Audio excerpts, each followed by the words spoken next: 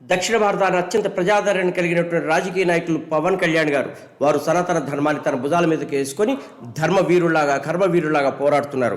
దానిలో భాగంగానే తమిళనాడులో మదురైలో వెళ్ళి అన్నామలై గారితో కలిసి సుబ్రహ్మణ్యేశ్వరుని యొక్క భక్తులతో సమూహంలో మాట్లాడితే ఈ సత్యరాజ్ కట్టప్ప ఏం మాట్లాడాడో తెలుసా? తమిళనాడు మత రాజకీయాలు కుదరవు అని. తమిళనాడు మత రాజకీయాలు మొదలుపెట్టింది ఎవరు?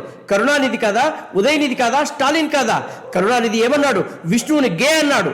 స్టాలిను ఇక్కడ హిందుత్వాన్ని లేకుండా చేస్తా అన్నాడు. మొన్న పుట్టిన బుడ్డోడైన ఉదయనిధి ఏమంటాడు?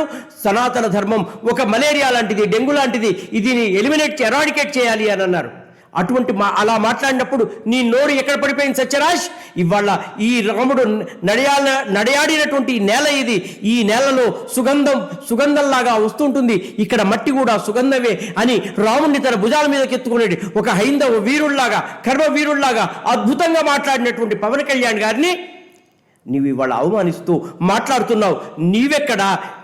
ధర్మవీరుల్లా కర్మవీరుల్లా ఉన్నటువంటి పవన్ కళ్యాణ్ గారు ఎక్కడ?